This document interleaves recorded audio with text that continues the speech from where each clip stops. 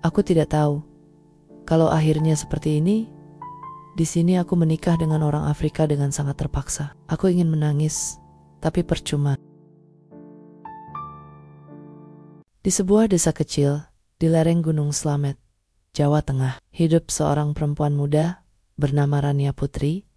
Usianya baru 23 tahun, tapi beban keluarga sudah lama bertumpuk di pundaknya. Ayahnya, seorang petani tembakau, lumpuh sejak kecelakaan kerja 2 tahun lalu. Ibunya bekerja sebagai pembantu rumah tangga di rumah kepala desa, dengan upah yang tak cukup untuk membayar obat dan makan sehari-hari. Adik perempuannya, yang masih duduk di SMP, harus menunda sekolah karena biaya seragam dan buku belum terbayar. Rania, yang pernah bermimpi menjadi guru, kini hanya bisa mengajar anak-anak di musola desa secara sukarela tanpa bayaran, tanpa masa depan yang jelas. Hidupnya terasa seperti sawah kering di musim kemarau, retak, tandus, dan tak tahu kapan hujan akan turun. Lalu, hujan itu datang dalam bentuk seorang pria bernama Pak Dedi, agen tenaga kerja dari kota. Ia muncul di desa dengan mobil mewah, senyum lebar, dan janji manis. Ia mencari perempuan muda yang bersedia bekerja sebagai asisten rumah tangga di Singapura. Gaji awal 10 juta rupiah per bulan, tunjangan makan, tempat tinggal, dan tiket pulang. Pergi, ini kesempatan sekali seumur hidup, katanya, sambil menunjukkan brosur berwarna-warni yang penuh gambar gedung pencakar langit dan wanita-wanita. Indonesia tersenyum sambil memegang koper. Rania tidak ragu, ia melihat ini sebagai jalan satu-satunya. Ia menandatangani dokumen, membayar biaya administrasi sebesar 15 juta rupiah uang, pinjaman dari tetangga dan berjanji akan mengirim uang pertama begitu tiba di Singapura. Ibunya menangis saat berpamitan. Jangan lupa pulang enake, jaga diri, baik-baik. Rania tersenyum, memeluknya erat. Aku pasti pulang, Bu. Aku akan bawa kalian ke Jakarta. Kita akan tinggal di rumah besar. 3 hari kemudian, Rania berangkat ke Jakarta. Ia tidak pernah sampai ke Singapura. Penerbangan pertamanya dari Semarang ke Jakarta berjalan lancar. Di Bandara Soekarno-Hatta, Pak Dedi menjemputnya dengan sopir pribadi. Mereka menuju sebuah hotel di bilangan Cengkareng, tempat Rania diminta menginap semalam sebelum keberangkatan ke Singapura keesokan harinya. Tapi pagi itu tak ada penerbangan. Tak ada petugas imigrasi, hanya sebuah mobil hitam besar yang menjemputnya. Denken Aleson, ada perubahan jadwal. Kita harus ke Batam dulu untuk proses dokumen. Rania mulai curiga, tapi rasa takut dan ketergantungan membuatnya diam. Ia tak punya uang untuk pulang. Ia tak tahu nomor telepon Pak Dedi yang sebenarnya. Ia hanya punya satu harapan. Ini semua bagian dari prosedur. Di Batam, ia dibawa ke sebuah kapal kecil yang berlayar tengah malam. Udara lembab, laut bergelombang. Beberapa perempuan lain ikut dalam perjalanan itu. Semuanya muda, semuanya dari desa, semuanya punya mimpi yang sama. Mereka saling bertukar cerita, ingin membantu orang tua, ingin sekolah lagi, ingin keluar dari kemiskinan. Tapi kapten kapal tak pernah membawa mereka ke Singapura. Kapal itu terus berlayar ke barat, ke arah Samudra Hindia. Setelah 3 hari, tanpa makanan, layak, dan tidur nyenyak, kapal merapat di pelabuhan gelap di pantai barat Afrika, Lagos, Nigeria. Rania tidak tahu di mana ia berada. Bahasa yang didengarnya asing. Langit hitam, bau amis campur bau busuk menyengat hidung. Ia dan perempuan lain dibawa turun dengan paksa. Dikumpulkan di gudang tua yang berdinding semen retak dan atap bocor. Di sana, mereka dipaksa melepas semua barang bawaan, ponsel, uang, bahkan kalung dan anting dicuri. Mereka diperiksa seperti hewan, dibuka pakaiannya, diperiksa fisiknya, diberi nomor. Rania diberi nomor 147. Gudang itu bukan gudang biasa, itu adalah penjara manusia. Dinding-dindingnya dipenuhi coretan dalam berbagai bahasa. Indonesia, Filipina, Vietnam, Uganda, Nigeria, Kamboja. Ada yang menulis saya di sini sejak 2019. Tolong, saya punya anak di Jakarta. Jangan percaya agen. Saya ingin mati. Lantainya kotor, penuh noda darah, air seni, dan muntah. Tidak ada kamar mandi layak, hanya ember-ember kecil yang digunakan.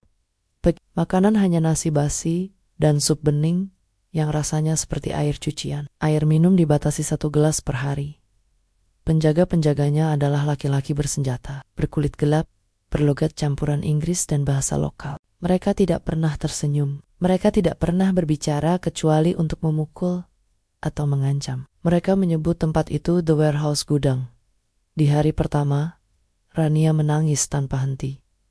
Ia tidak percaya ini nyata. Ia memukul dinding, berteriak memanggil ibunya, memohon agar dibebaskan. Tapi tak ada yang datang, hanya penjaga yang datang, menyeretnya ke sudut dan menghantam perutnya dengan tongkat. Diam, atau kau tidak akan makan 3 hari. Di malam pertama, seorang perempuan Filipina yang bernama Liza mendekatinya. Jangan menangis terlalu keras, bisiknya dalam bahasa Inggris patah-patah.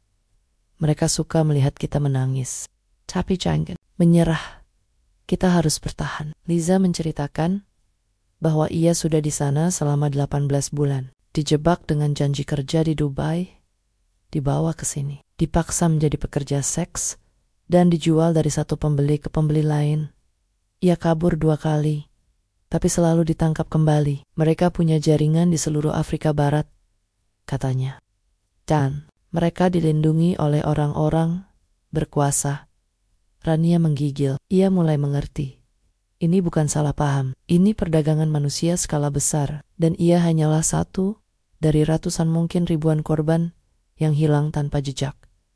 Hari-hari berlalu, seperti mimpi buruk yang tak kunjung usai. Rania dipaksa menjalani tes kesehatan oleh seorang dokter gelap yang datang seminggu sekali. Ia diperiksa seperti barang, darah, gigi, rahim, keperawanan. Beberapa perempuan yang dianggap rusak atau sakit langsung dibawa pergi. Tak ada yang tahu kemana mereka pergi. Tapi suara teriakan dari ruang belakang ruang yang tak boleh didekati membuat semua orang tahu. Mereka tidak dibebaskan. Beberapa minggu kemudian, Rania menyaksikan sesuatu yang menghancurkan jiwanya. Seorang perempuan Indonesia lain, Siti, yang baru 3 hari di gudang, mencoba melawan saat hendak dibawa ke pembeli. Ia menendang penjaga, berteriak nama Allah, dan mencoba kabur. Tapi ia ditangkap di depan semua tahanan. Ia dipukuli hingga tak sadarkan diri. Lalu diikat di tiang besi di tengah gudang. Selama 3 hari, ia digantung di sana tanpa makan, tanpa minum, hanya menangis dan berdoa. Di hari ketiga, ia meninggal. Tubuhnya dibawa pergi seperti sampah. Rania tidak bisa tidur selama seminggu. Ia melihat wajah Siti di setiap mimpi. Ia merasa bersalah karena tidak berani membantu. Ia mulai berpikir, mungkin mati lebih baik daripada hidup seperti ini. Tapi Liza tidak membiarkannya menyerah. Kau harus hidup, Rania, katanya. Untuk ibumu, untuk adikmu, untuk semua yang mencintaimu. Mereka ingin kau pulang. Jangan biarkan mereka membunuh harapanmu. Rania mulai belajar bertahan. Ia tidak menangis terlalu keras. Ia makan, meski rasanya seperti racun. Ia berpura-pura lemah, tapi mengamati. Ia mengingat wajah penjaga, jadwal giliran, pola pengiriman makanan. Ia mencatat semuanya di kepala. Karena suatu hari, jika Tuhan berkehendak, ia akan keluar dari sini. Dan ia akan membalas. Namun, harapan itu nyaris padam di malam ke-47. Penjaga datang membawa daftar nama. Mereka memanggil perempuan-perempuan yang akan dikirim ke Timur Tengah. Rania ada di daftar itu. Ia tahu artinya akan dijual ke keluarga kaya sebagai budak rumah tangga atau pekerja seks. Ia tidak akan pernah pulang. Malam itu, ia duduk di sudut gelap, memeluk lututnya, menangis dalam diam. Ia membayangkan wajah ibunya yang tua, ayahnya yang lumpuh, adiknya yang belum selesai sekolah. Ia membayangkan dirinya sendiri, terjual seperti sapi, dipaksa melayani orang asing. Kehilangan nama, kehilangan identitas, Ia menutup mata. Tuhan, jika ini akhirku, izinkan aku mati dengan damai. Tapi jika kau masih memberiku kesempatan, tolong bawa aku keluar dari neraka ini. Tepat saat ia berdoa, suara ledakan mengguncang gudang. Bukan guruh, bukan petir. Temuan, pintu gudang hancur terbuka. Cahaya lampu sorot menyilaukan. Suara teriakan dalam bahasa Inggris dan Arab orang-orang bersenjata masuk, bukan polisi, bukan militer. Mereka mengenakan rompi hitam, helm, dan logo tak dikenal. Mereka menembak penjaga, membebaskan tahanan, mengamankan area. Di tengah kekacauan, seorang pria muncul, tinggi, kulit sawo matang, mata tajam seperti elang. Ia mengenakan mantel panjang hitam, tidak membawa senjata, tapi semua orang menurutinya. Ia berjalan perlahan, menatap satu persatu perempuan yang terguncang. Matanya berhenti pada Rania. Ia mendekat, berlutut di depannya, mengulurkan tangan. Nama Yahya Alvaro, katanya dalam bahasa Inggris yang halus, tapi dengan aksen yang aneh campuran Arab, Afrika, dan sedikit Indonesia. Aku datang untuk membawamu pulang.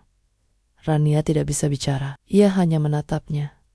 Air mata mengalir deras. Ia tidak tahu apakah ini nyata atau hanya ilusi, tapi sentuhan tangan pria itu hangat.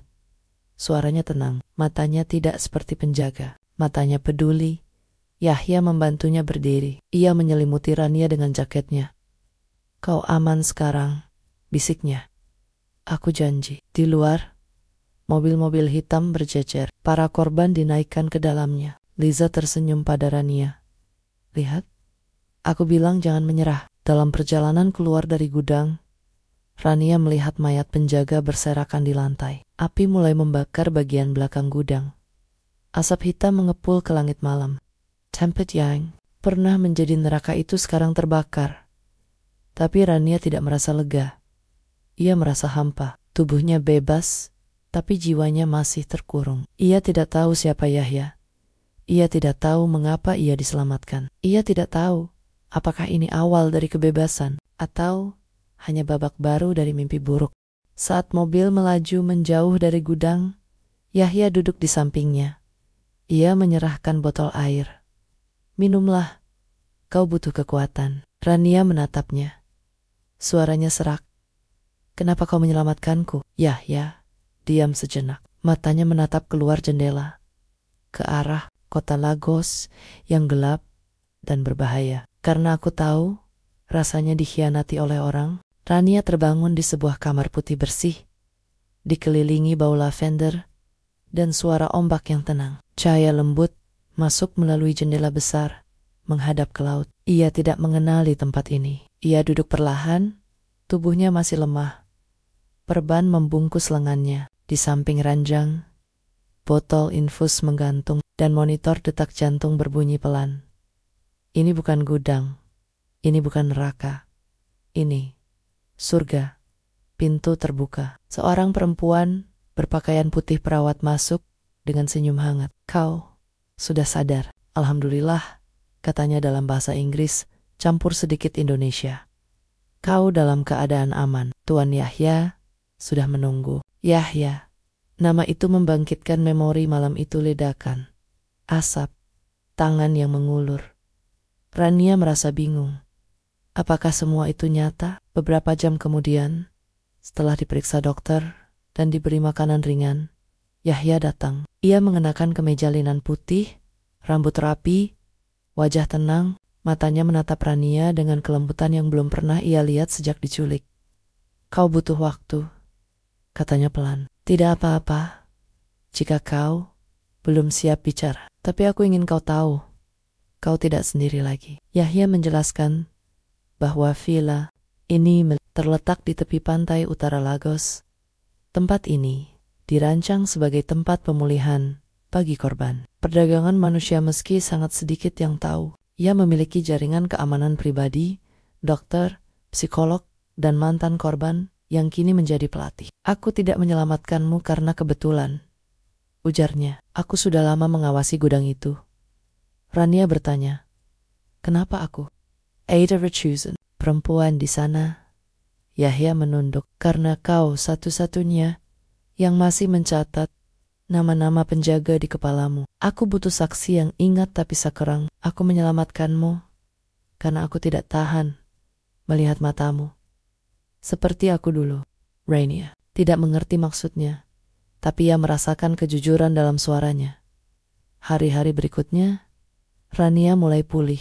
Ia mendapat terapi trauma, sesi wicara dengan psikolog, dan ruang privat untuk menangis, marah, atau diam. Yahya tidak memaksanya. Ia hanya datang setiap sore, duduk di teras, membaca buku, atau sekadar menemani dalam diam. Kadang, ia membawa buku puisi Arab, kadang lagu-lagu klasik yang lembut.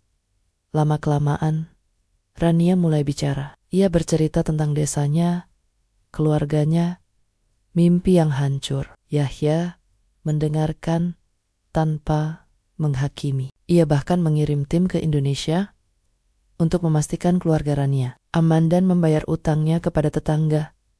Kenapa kau melakukan semua ini? Tanya Rania suatu malam. Yahya menatap laut. Karena ayahku bukan orang baik.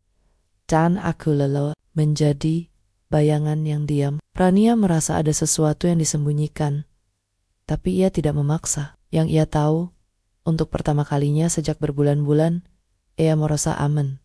Namun, di tengah malam, mimpi buruk datang. Ia terbangun, berteriak, berkeringat dingin. Tidak lama kemudian, Yahya sudah di sampingnya, memegang tangannya. Aku di sini, bisiknya. Kau tidak kembali ke sana. Kau di sini, dengan aku. Perlahan, hati Rania mulai mencair. Ia mulai menunggu kedatangannya. Mulai tersenyum saat melihatnya. Mulai percaya bahwa mungkin Tuhan benar-benar mengirim malaikat. Tapi di balik semua kebaikan itu, ada satu pertanyaan yang menggantung. Siapa sebenarnya Yahya Al-Farab? Dan jawabannya belum siap terungkap. 6 bulan berlalu. Rania kini tinggal di sayap utama villa, kamar mewah dengan jendela panorama laut, lemari penuh gaun mahal, dan kamar mandi marmer dengan jacuzzi. Ia sudah bisa makan tanpa muntah, tidur tanpa teriakan, bahkan tertawa meski masih terasa asing di wajahnya. Terapi terus berjalan, tapi Yahya menyarankan satu langkah lebih jauh. Kau butuh tujuan, bukan hanya pemulihan. Maka, Rania mulai belajar. Ia mengikuti kelas bahasa Inggris, komputer, bahkan dasar-dasar hukum kemanusiaan. Ia ingin membantu korban lain, tapi semakin ia belajar, semakin ia ingin tahu siapa musuh sebenarnya dan siapa Yahya. Pernikahan mereka terjadi secara mengejutkan, bukan karena tekanan, tapi karena keputusan bersama. Di tengah taman villa, di bawah langit berbintang, mereka menikah dalam upacara kecil hanya dihadiri dokter, perawat, dan 2 mantan korban. Yahya bersumpah akan melindunginya selamanya. Rania, dengan suara gemetar, mengucapkan janji yang dulu ia pikir tak akan pernah bisa diucapkan. Aku bersamamu. Namun, di balik cincin emas dan gaun pengantin sutra, retakan mulai muncul. Suatu malam, saat Yahya keluar untuk rapat bisnis, Rania mencari dokumen asuransi kesehatan yang disebutkannya. Ia membuka laci meja kerja Yahya dan menemukan sesuatu yang bukan seharusnya ada di sana. Sebuah foto lama di dalam bingkai kayu hitam. Terlihat seorang pria parubaya berjubah Arab berdiri di depan kapal tangker minyak raksasa. Wajahnya tajam, mata dingin, senyum tipis. Di sampingnya, 2 pria berseragam militer Nigeria yang membuat darah Rania membeku. Salah satu pria itu adalah penjaga dari gudang manusia di balik foto. Tertulis, Peresmian Terminal Minyak Al-Farouk 2015 dengan hormat, Ibrahim Al-Farouk, Ibrahim.nama. Itu seperti petir. Rania mengingat percakapan penjaga di gudang. Jangan berani melawan. Ini wilayah keluarga Ibrahim. Kau takkan selamat. Jantungnya berdebar kencang. Apakah ini ayah Yahya? Apakah perusahaan minyak ini terhubung dengan perdagangan manusia? Ia menyelidiki lebih jauh. Di laptop pribadi Yahya yang ia akses saat ia tidur, ia menemukan folder tersembunyi Project Horizon. Isinya dokumen keuangan, transfer dana ke rekening offshore, laporan pengiriman kargo manusia dari Asia ke Afrika dengan kode crude oil, grade hari minyak mentah, kelas hari untuk human Ronia Gemitar. Ini bukan kebetulan. Ini sistem dan keluarga suaminya konglomerat minyak terkaya di Afrika Barat ada di puncaknya. Tapi mengapa Yahya menyelamatkanku? Apakah ini bagian dari skema? Apakah aku hanya alat? Pertanyaan-pertanyaan itu menghantui. Ia mulai mengamati Yahya. Setiap tatapan, setiap panggilan telepon, setiap surat yang ia bakar. Ia perhatikan bagaimana ia tegang setiap kali menyebut nama ayahnya. Bagaimana ia menolak menghadiri acara keluarga. Bagaimana ia diam saat berita tentang penyelundupan manusia muncul di TV. Suatu malam, Rania menghadapinya. Apa hubungan ayahmu dengan gudang itu? Yahya membeku. Matanya berubah dari lembut menjadi waspada. Kenapa kau tanya? Aku melihat fotonya. Dan uang. Dan kode grade H. Jangan anggap aku bodoh, Yahya. Aku korban. Aku tahu bau kejahatan. Yahya menarik napas dalam. Lama ia diam. Lalu, pelan, ia berkata, aku tahu siapa ayahku, tapi aku bukan dia. Aku menyelamatkanmu bukan karena perintahnya, tapi untuk melawannya. Rania terdiam. Jadi, kau tahu, sejak lama, bisiknya. Tapi aku butuh bukti, dan kau adalah saksi hidup yang bisa menghancurkannya. Dada Rania sesak. Ia merasa dipermainkan, tapi di mata Yahya, ia melihat sesuatu yang jujur, penyesalan, dan cinta. Namun, kepercayaan tidak bisa dibangun kembali dalam satu malam. Rania mulai menyimpan catatan. Ia kirimkan salinan dokumen ke email rahasia. Ia hubungi Liza yang kini tinggal di Malaysia untuk bantuan. Ia tidak tahu siapa yang bisa dipercaya. Dan di tengah semua kebingungan itu, sebuah paket tiba di villa tanpa pengirim. Di dalamnya, foto Rania di gudang dengan tulisan merah. Kami tahu kau masih hidup dan kami tahu siapa yang membawamu pergi. Ancaman itu jelas. Masa lalu tidak mati. Ia hanya sedang menunggu waktu untuk kembali. Dan kali ini mungkin tidak ada yang bisa menyelamatkannya. Paket ancaman itu mengguncang Rania hingga ke sumsum tulang. Foto dirinya di gudang, wajahnya pucat, mata kosong. Nomor 147 tergantung di leher dikirim dengan tangan yang tak dikenal. Masuk tanpa melewati sistem keamanan villa. Artinya, ada mata-mata di dalam. Yahya langsung mengunci akses ke sayap utama, memeriksa seluruh kamera pengawas, dan memecat 2 staf baru yang direkrut 3 minggu lalu. Tapi Rania tidak merasa aman. Ia mulai tidur dengan pisau kecil di bawah bantal dan selalu mengunci kamar. Ia tidak tahu apakah ancaman itu dari sindikat atau peringatan dari keluarga Yahya sendiri. Namun, alih-alih mundur, Rania memutuskan untuk maju. Jika masa lalunya ingin menemuinya, ia akan menghadapinya dengan Kapalatage. Ia tidak akan jadi korban lagi.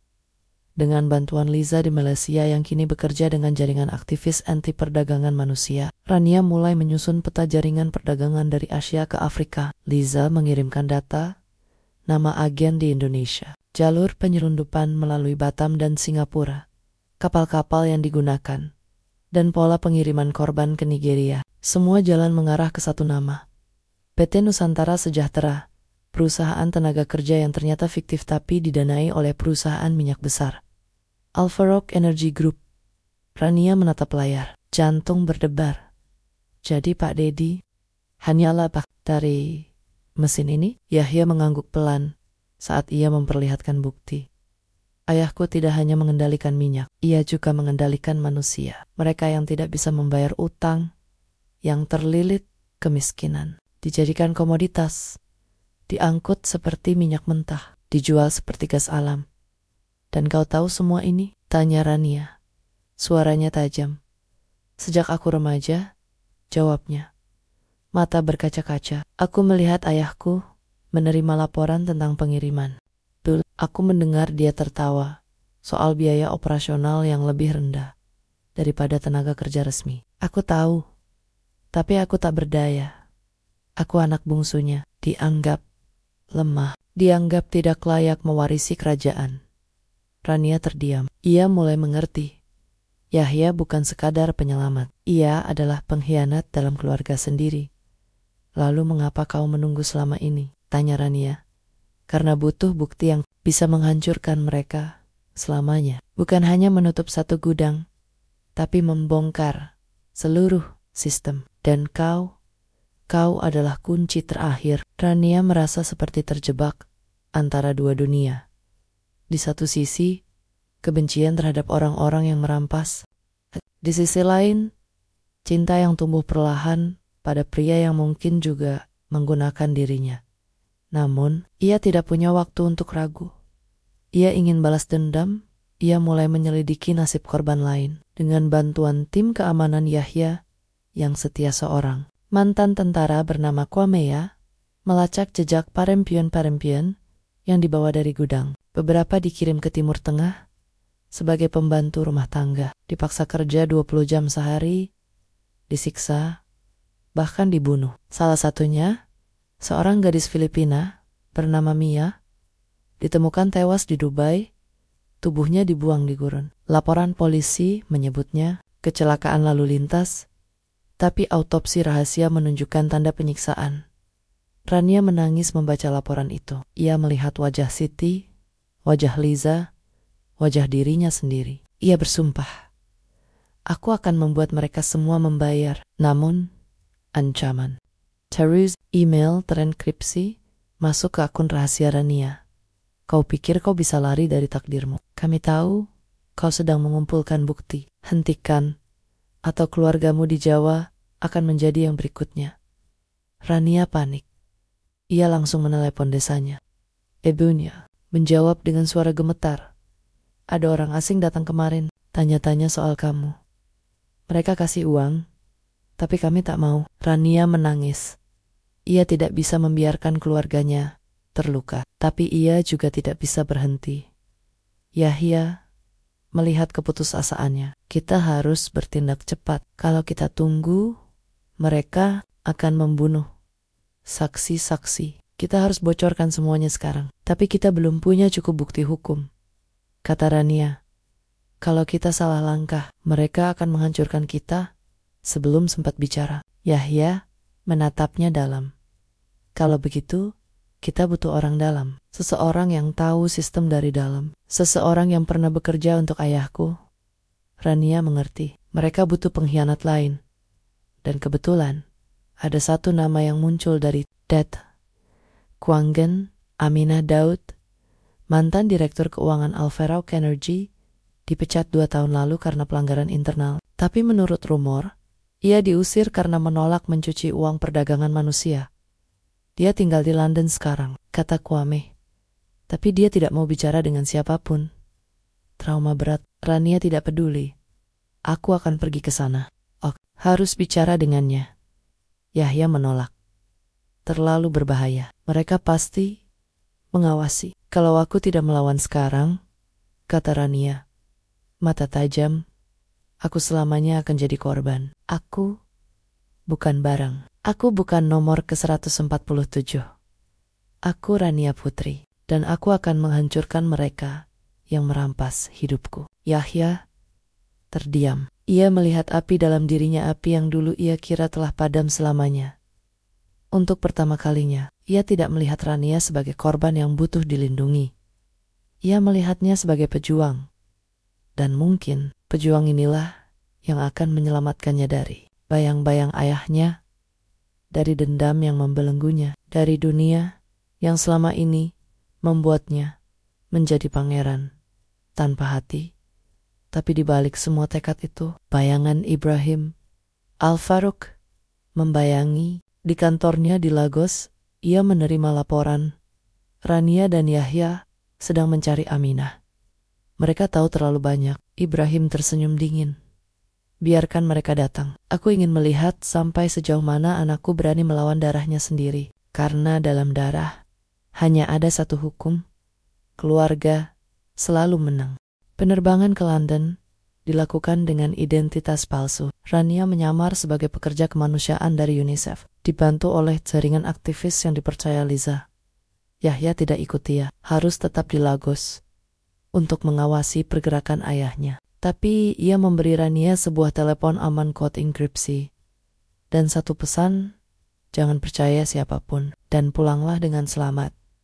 Di London, hujan turun deras. Rania bertemu dengan Aminah Daud di sebuah kafe kecil di kawasan Camden. Perempuan itu tampak tua. Sebelum waktunya rambutnya putih, matanya suram, tubuhnya rapuh. Tapi saat Rania menyebut nama gudang 147 dan Great Hari, Aminah membeku. Kau, bagaimana kau tahu itu? Bisiknya gemetar. Rania menunjukkan dokumen keuangan. Transfer dana dari Al-Farouk Energy ke perusahaan pelayaran fiktif di Panama dengan keterangan crude human cargo. Batch 9. Aminah menangis. Aku tahu ini akan terungkap suatu hari. Aku tahu mereka tidak akan bisa mengubur semuanya selamanya. Aminah menceritakan semuanya, bahwa perdagangan manusia bukan bisnis sampingan tapi pilar utama dari kerajaan Ibrahim. Minyak memberi legitimasi, tapi perdagangan manusia memberi keuntungan gelap yang lebih besar, jutaan dolar dari penjualan korban ke keluarga kaya di Timur Tengah, pekerja paksa di tambang Afrika, atau pekerja seks di Eropa. Semua dicatat sebagai biaya logistik atau pengiriman sumber daya. Dan Yahya, tanya Rania, apa dia tahu? Aminah menatapnya tajam. Dia tahu sejak lama, tapi dia tidak bisa bicara. Ayahnya mengawasi setiap langkahnya, bahkan pasukannya, sebagian dibayar oleh ayahnya. Tapi 5 tahun lalu, Yahya mulai membangun kekuatan sendiri. Dia menyusup ke dalam sistem, mengalihkan dana, merekrut orang-orang yang bisa dipercaya. Dia menyelamatkanmu bukan karena belas kasihan, tapi karena kau adalah senjata terakhirnya. Rania merasa dunia berputar. Jadi selama ini, Yahya memang menggunakan dirinya, tapi bukan untuk kejahatan melainkan untuk pembalasan.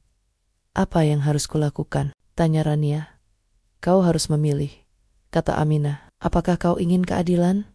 Atau kau ingin balas dendam? Karena keduanya tidak selalu berjalan bersama. Rania pulang ke Lagos dengan kepala penuh pertanyaan. Ia tidak marah pada Yahya, tapi ia merasa dikhianati oleh harapan. Ia ingin percaya bahwa cintanya murni. Tapi bagaimana bisa? Cinta tumbuh dari rencana yang sudah direncanakan sejak awal. Malam itu, ia menghadapinya. Kau tahu, aku adalah bagian dari rencanamu sejak awal, bukan? Ya. Tidak membantah. Ia duduk di teras, memandang laut gelap. Ya, aku tahu siapa kau sebelum gudang itu digerebek. Aku tahu kau pintar, kuat, dan punya ingatan yang tajam. Aku tahu kau bisa menjadi saksi yang tak bisa dibungkam. Jadi aku hanyalah alat. Suara Rania pecah. Dulu, mungkin ya, jawabnya pelan. Tapi saat aku melihatmu menangis di gudang itu, saat kau menggenggam tanganku, seperti orang yang akhirnya percaya, aku jatuh cinta. Dan sejak saat itu, rencanaku berubah. Aku tidak ingin menghancurkan ayahku demi kekuasaan. Aku ingin menghancurkannya agar kau bisa hidup tanpa rasa takut. Rania menatapnya. Air mata mengalir. Kau membuatku bingung, Yahya. Di satu sisi, kau menyelamatkanku. Di sisi lain, kau merencanakan semuanya. Bagaimana aku bisa percaya? Karena aku tidak pernah memaksamu, kata Yahya. Aku tidak pernah menyembunyikan kebenaran selamanya. Aku memberimu ruang, waktu, dan pilihan. Bahkan sekarang, kau bisa pergi. Aku tidak akan menghentikanmu. Rania terdiam. Ia melihat kejujuran dalam matanya. Bukan kebohongan, bukan manipulasi, tapi konflik batin yang sama dengan miliknya. Antara dendam dan cinta, antara keadilan dan kelangsungan hidup. Keesokan harinya, Rania membuat keputusan. Ia tidak akan pergi.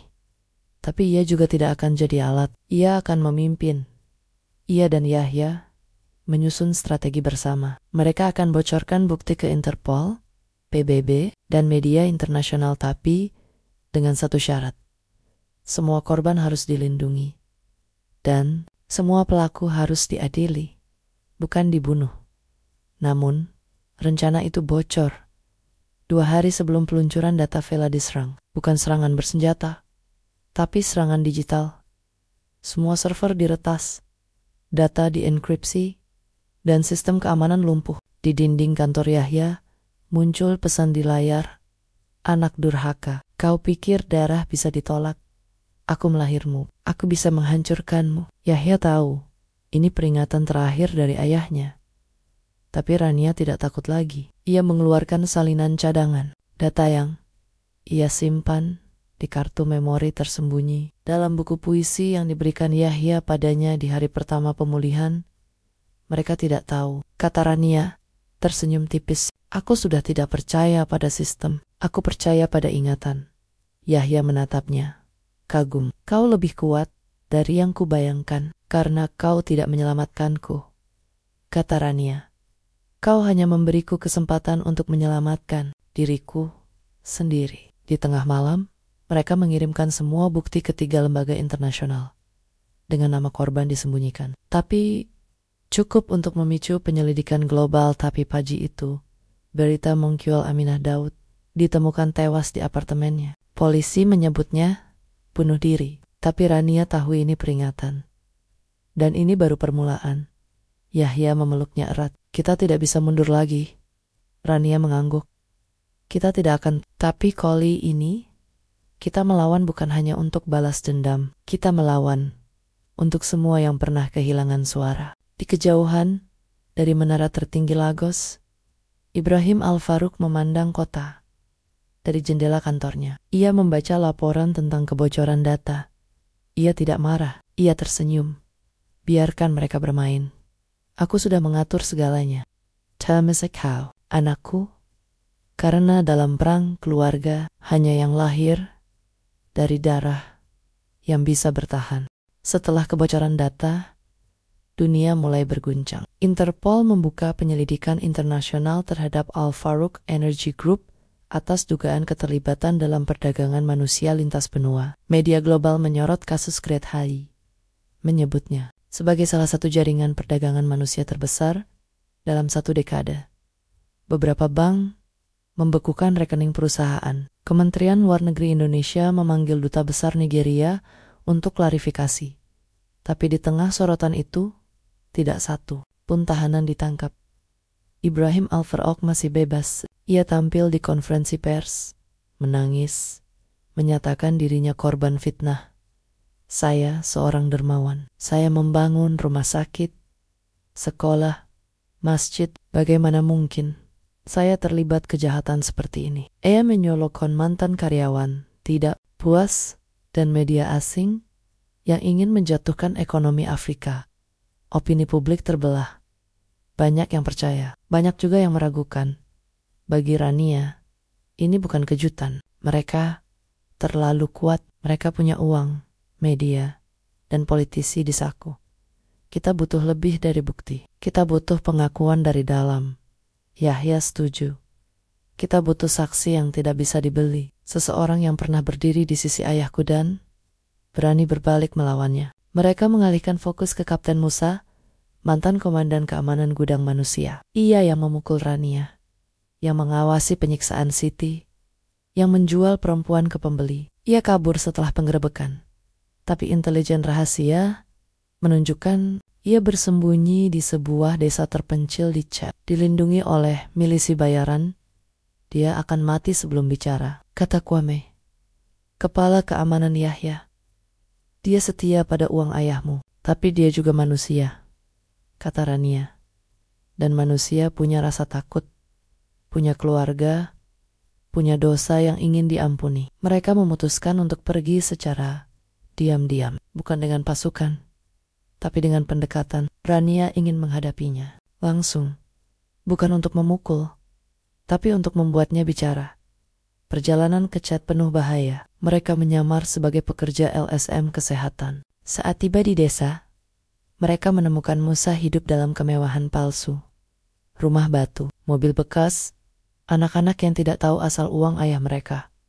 Tapi Musa tidak seperti yang Rania bayangkan. Ia tidak garang. Ia terlihat tua, sakit, terus batuk darah tanda TBC stadium akhir. Rania masuk tanpa penjaga. Ia duduk di depannya. Musa mengenalinya seketika. Matanya membesar. Ia mencoba bangkit. Tapi Rania berkata pelan, "Duduk. Aku tidak datang untuk balas dendam. Aku datang untuk kebenaran." Musa tertawa getir. "Kau pikir aku akan bicara? Aku mati jika melawan tuanku. Tapi kau sudah sekarat," kata Rania. "Tuhan sedang menunggumu. Apakah kau ingin bertemu Naya dengan darah perempuan di tanganmu atau dengan pengakuan?" Musa diam lama. Lalu, perlahan, ia menangis. "Aku bukan lahir jahat. Aku petani miskin. Ayahmu Sultan Ibrahim menyelamatkanku dari penjara. Daya uang, senjata, kekuasaan. Tapi harga kekuasaan itu darah tak berdosa." Ia mengeluarkan buku kecil catatan harian. Di dalamnya, nama-nama korban, tanggal pengiriman, nama pembeli, dan kode transfer uang. Termasuk nama Pak Dedi, agen dari Indonesia yang ternyata bagian dari jaringan regional dengan markas di Batam. "Semua ini direkam," bisik Musa. "Tapi kau harus cepat. Ayahmu tahu kau mencariku. Dia sudah mengirim tim." Tepat saat Rania menyimpan buku itu, suara tembakan terdengar di luar. Mobil hitam mendekat. Yahya muncul, membawa Rania pergi. Mereka kabur dalam kegelapan, dikejar tembakan. Kwame terluka di bahu, tapi mereka berhasil menyelamatkan bukti. Kembali di villa, Rania membuka buku Musa. Isinya menghancurkan. Bukan hanya soal gudang Lagos, tapi jaringan global. Korban dari Indonesia, Filipina, Nepal, bahkan Eropa Timur. Semua dikirim melalui jalur yang dikendalikan oleh perusahaan minyak sebagai pengiriman logistik. Dan di akhir catatan, Musa menulis, "Jika kau membaca ini, beritahu Rania 147, aku minta maaf. Aku tidak manusia, tapi aku ingin mati sebagai manusia." Rania menangis. Untuk pertama kalinya, ia merasa kemenangan bukan soal dendam, tapi soal pengakuan. Namun, kemenangan itu tidak bertahan lama. Pagi itu, berita muncul. Musa ditemukan tewas di rumahnya. Resmi dinyatakan karena penyakit. Tapi Rania tahu ia dibungkam. Tapi bukan hanya Musa. Email masuk dari Indonesia. Ibunya diculik. Pesan singkat, "Hentikan segalanya, atau mayatnya akan dikirim ke pantai dalam 3 hari. Dunia, Rania, runtuh. Ia menangis, berteriak, ingin segera pulang. Tapi Yahya menahannya. "Ini jebakan. Mereka ingin kau pulang tanpa perlindungan. Kita harus bekerja dengan polisi." Tapi Rania tidak bisa diam. "Aku tidak akan biarkan ibuku mati karena aku." Yahya menatapnya, lalu mengangguk. "Kalau begitu, kita pergi tapi dengan rencana. Kita akan gunakan ini untuk menjebak mereka." Mereka menghubungi Interpol, polisi Indonesia, dan jaringan anti-tip. Mereka menyusun operasi sandi, menyebarkan kabar palsu bahwa Rania akan pulang sendiri. Sementara tim keamanan menunggu di lokasi penyekapan. Tapi saat segalanya siap, Yahya menerima telepon dari ayahnya. "Aku tahu semua rencanamu, anakku. Dan aku tahu kau mencintainya. Jadi dengar baik-baik, jika kau melanjutkan, aku akan membunuh ibunya. Dan setelah itu, aku akan membuat Rania kembali ke gudang. Tapi kali ini, kau yang akan menyaksikannya." Yahya menutup telepon, matanya gelap. Ia menatap Rania. "Aku harus memilih antara ayahku atau kau." Rania memegang tangannya. "Kau sudah memilih sejak kau menyelamatkanku." Tapi di hati Yahya, konflik memuncak. Ia bukan hanya melawan ayahnya, ia melawan darahnya sendiri. Dan untuk pertama kalinya, ia merasa mungkin cinta lebih kuat dari dendam. Tapi apakah cinta cukup untuk menyelamatkan mereka dari neraka yang mereka ciptakan sendiri? Hujan deras mengguyur Lagos, langit gelap, petir menyambar, Ombak menghantam tebing tempat villa Yahya berdiri. Seperti alam, ikut merasakan ketegangan yang memuncak. Rania duduk di ruang bawah tanah, ruang aman yang dilindungi beton dan sistem enkripsi, menatap layar kecil yang menunjukkan peta jalur penyekapan ibunya di Jawa Tengah. Tim Interpol dan polisi Indonesia sudah bersiaga, tapi mereka menunggu perintah terakhir. Yahya berdiri di jendela, memandang laut. Ia baru saja mengakhiri panggilan terakhir dari ayahnya. Kau masih bisa kembali, Yahya. Kau masih anakku. Tapi jika kau berdiri melawanku, kau bukan lagi darah dagingku. Kau musuh. Rania mendekat. Apa yang kau putuskan? Yahya menatapnya. Matanya tidak lagi bingung. Sudah jelas, aku tidak akan membiarkan ibumu mati. Dan aku tidak akan membiarkanmu kembali ke neraka itu. Aku berdiri di sampingmu. Sampai akhir. Ia menekan tombol di perangkat komunikasi. Operasi dimulai. Sekarang, di Indonesia, tim penyamaran bergerak cepat. Mereka menyamar sebagai kurir uang tebusan, membawa koper berisi uang palsu dan pelacak GPS. Lokasi penyekapan, sebuah gudang tua di pinggir sawah, bekas pabrik gula yang sudah tutup. Di dalam, Ibu Rania ditemukan dalam keadaan lemah, terikat, tapi masih hidup. Penjaganya dua pria bersenjata. Salah satunya, Pak Dedi sendiri, sedang menunggu uang. Saat transaksi dimulai, pasukan gabungan menyerbu. Tembakan terdengar. Pak Dedi mencoba kabur, tapi tertangkap. Ia menangis, berteriak, "Saya hanya perantara. Saya disuruh." Uangnya dari perusahaan di Batam, tapi yang mengendalikan dari Nigeria. Rekaman itu langsung dikirim ke Yahya. Rania menontonnya dengan napas tertahan. Saat melihat wajah ibunya yang selamat, ia menangis, tapi kali ini bukan karena takut. Karena lega, karena kemenangan. Tapi kemenangan itu belum usai. Di Nigeria, Ibrahim Al-Farouk menerima kabar penangkapan Pak Dedi dan penyelamatan Ibu Rania. Ia tidak marah. Ia tertawa. "Anakku pikir dia sudah menang," katanya pada penasihat gelapnya.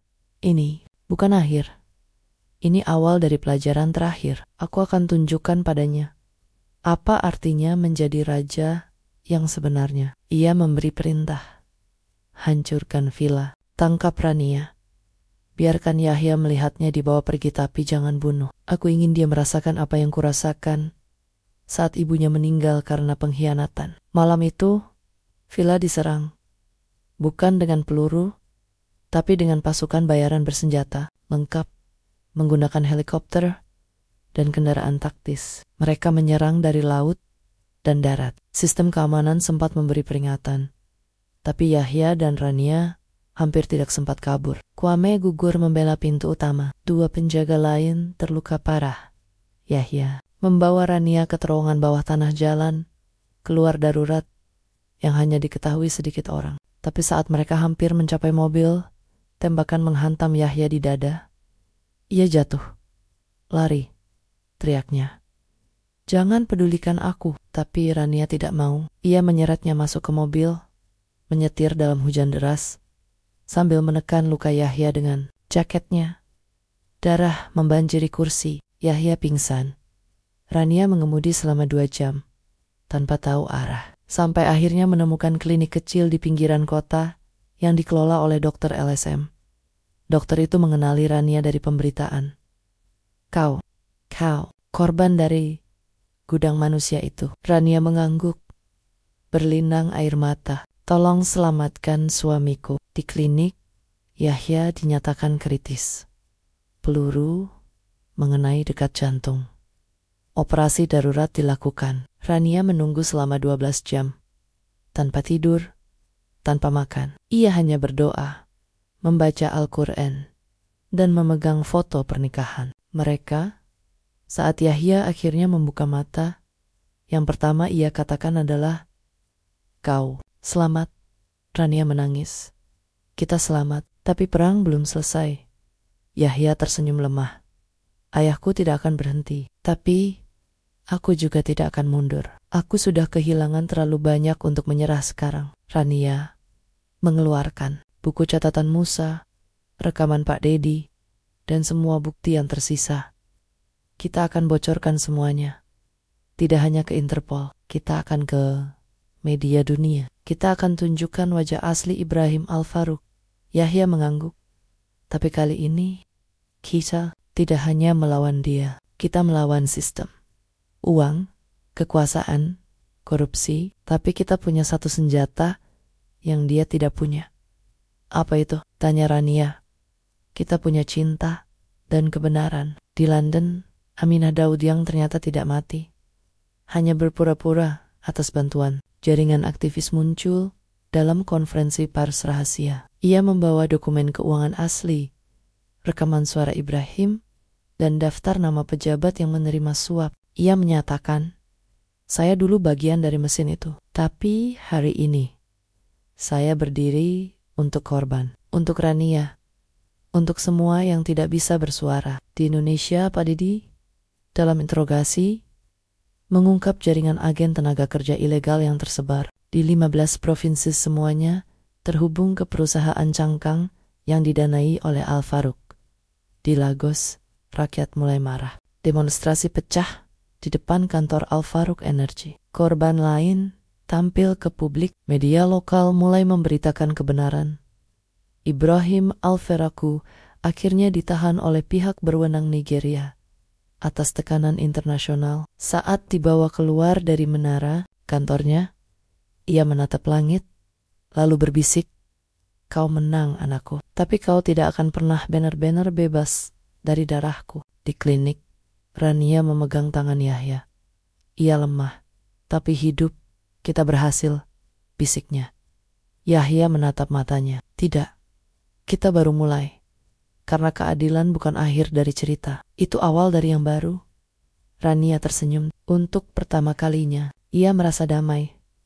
Tapi di luar jendela, mobil hitam berhenti di kejauhan.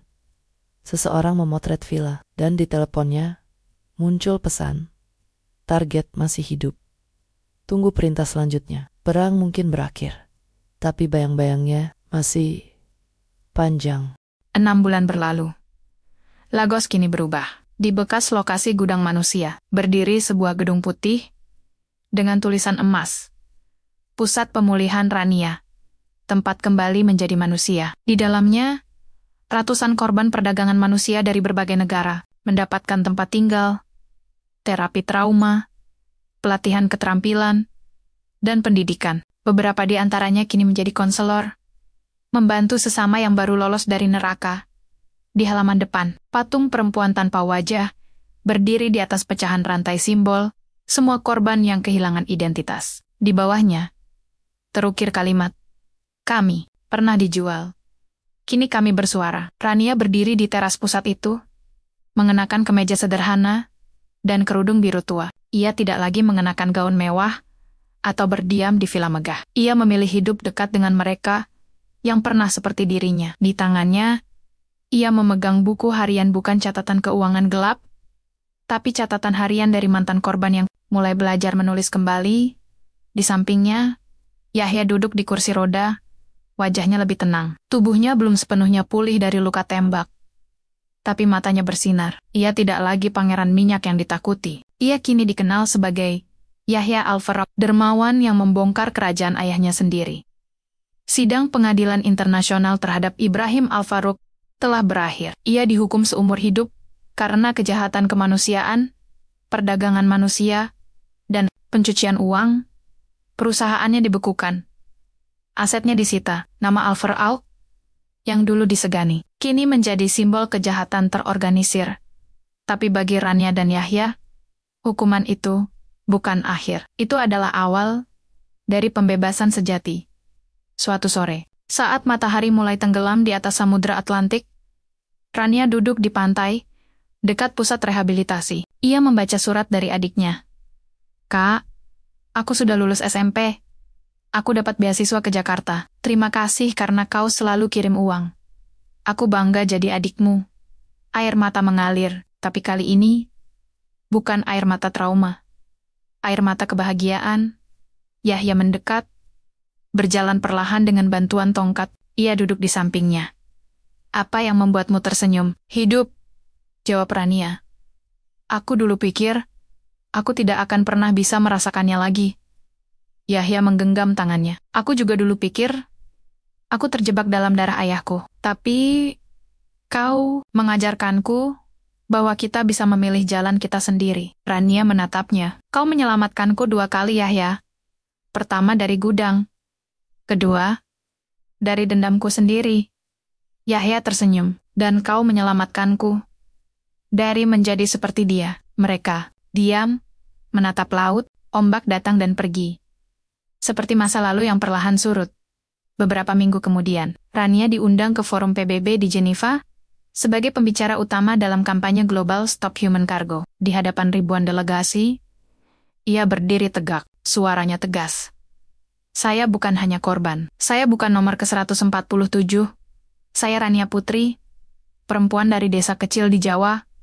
Saya diculik, diperdagangkan, dikurung, dan hampir kehilangan jiwa. Tapi, saya tidak mati. Dan hari ini, saya di sini bukan untuk menangis. Saya di sini untuk berbicara kepada semua korban di dunia. Kalian bukan barang. Kalian bukan komoditas. Kalian adalah manusia. Dan selama kalian bernapas, kalian punya hak untuk keadilan. Kepada para pelaku, kalian bisa menyembunyikan uang, menghancurkan bukti, membunuh saksi. Tapi kalian tidak bisa membunuh suara hati.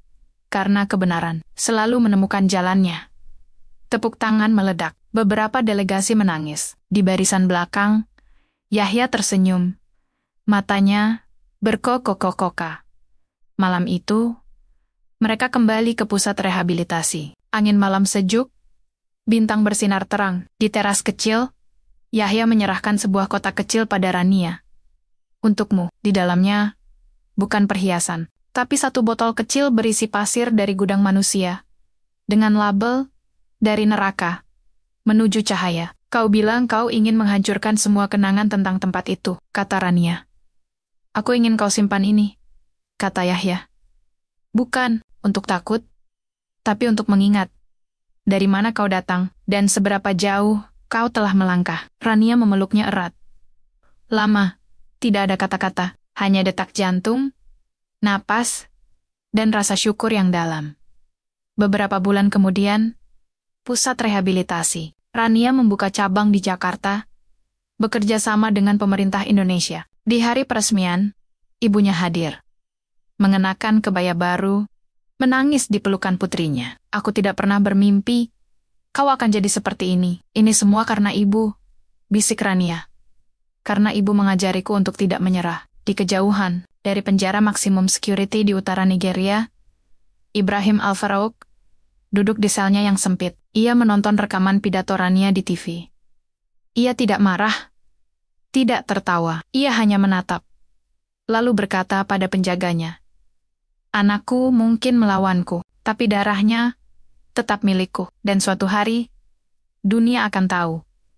Darah selalu menang. Tapi di luar tembok penjara, angin berhembus membawa daun-daun kering dari pohon rindang yang ditanam oleh para korban di sekitar pusat rehabilitasi.